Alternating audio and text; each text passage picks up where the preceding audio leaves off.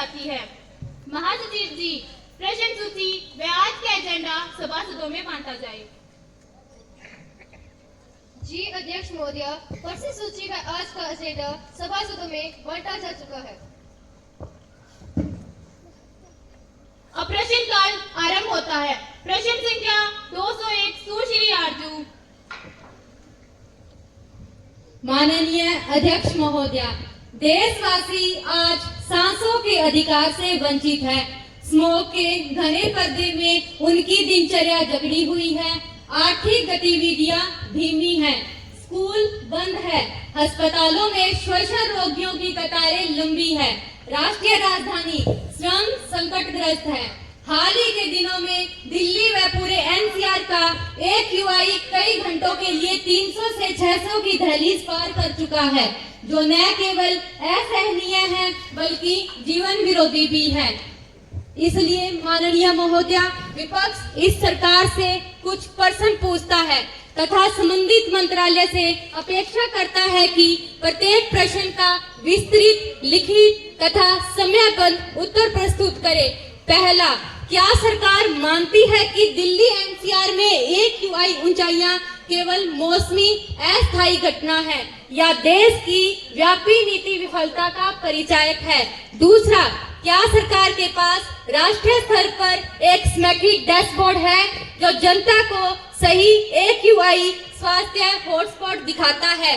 तीसरा, कुछ आंकड़े यह बताते हैं कि खेती का अवशेष जलने से पूरे प्रदूषण का 10 से 20% हिस्सा है, तो क्यों केंद्र सरकार ने किसानों को प्रदूषण हटाने सेंटर जैसे प्रोसेसर, बॉयलर, सुपर सीडर आदि पर सब्सिडी पैकेज पर्याप्त पैमाने पर नहीं दिया?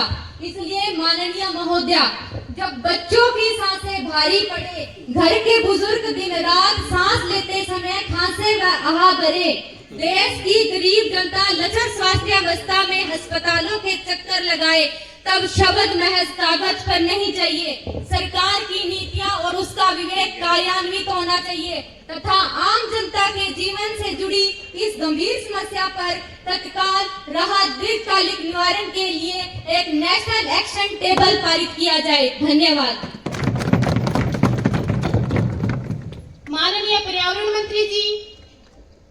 ऑनरेबल स्पीकर मैडम, विपक्षी सांसद द्वारा उठाया गया मुद्दा वास्तव में इस युग की सबसे गंभीर चुनौतियों में से एक है तथा जनसाधारण के जीवन से जुड़ा हुआ है।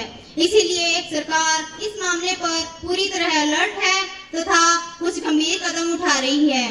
केवल राष्ट्रीय राजधानी दिल्ली ही नहीं, संपूर्ण उत्तर भारत में इस समय प्रदूषण के स्तर में भारी वृद्धि हुई है, जिसका मुख्य कारण शीत ऋतु की स्थिर वायु गति, पराली दहन, वाहन उत्सर्जन और औद्योगिक कारखाने हैं।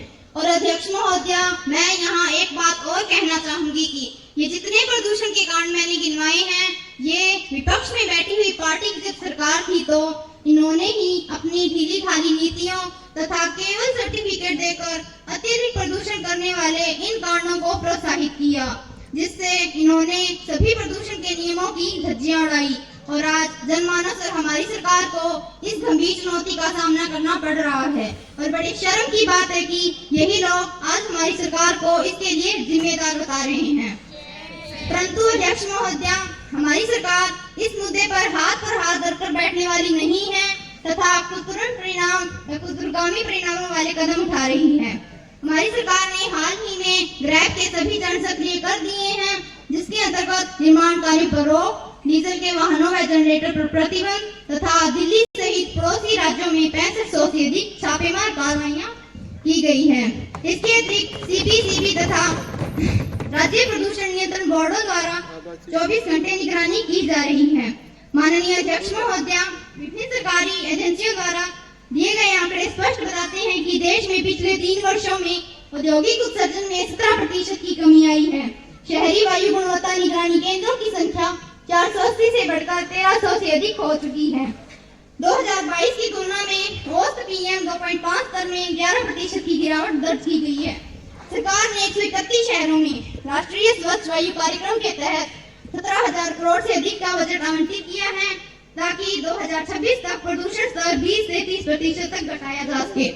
इसके साथ साथ जैसे कि मेरे सांसद साथी ने यह भी प्रश्न उठाया है कि कृषि क्षेत्र का भी प्रदूषण स्तर में 20 से 30% हिस्सा है, तो इसके लिए भी हमारी सरकार ने पराली दहन को रोकने के लिए 3 लाख से अधिक स्ट्रॉ मैनेजमेंट मशीनें किसानों को रियायती दरों यानी 50% सब्सिडी पर उपलब्ध करवाई हैं तथा हर वर्ष इसको बढ़ाने हेतु प्रयासरत है। जन स्वास्थ्य की दिशा में सभी महानगरों में साफ सांस अभियान प्रारंभ किया गया है, जिसके अंतर्गत निर्माण कार्य पर रोक, डीजल के वाहनों व जनरेटर पर प्रतिबंध, स्कूलों एवं कॉलेजों में जागरूकता अभियान चलाए जा रहे हैं, मास्क वितरण अभियान भी चलाए जा रहे हैं। माननीय अध्यक्ष महोदया, हमारी सरकार इस बात से भली भांति अवगत है कि वायु प्रदूषण केवल पर्यावरणीय संकट ही नहीं बल्कि मानव जीवन की नैतिक परीक्षा भी है। अतः हमारा संकल्प है कि हमने धुएं से घिरी इस फिजा को फिर से महकाना है, नीले गगन के नीचे हर सांस को सुरक्षित बनाना है। कदम हमारे धीमे ही सही पर रुके कभी नहीं, कदम हमारे धीमे ही सही पर रुके कभी नहीं, इस धरती को हरा भरा बनाकर ही आगे बढ़ना है। धन्यवाद।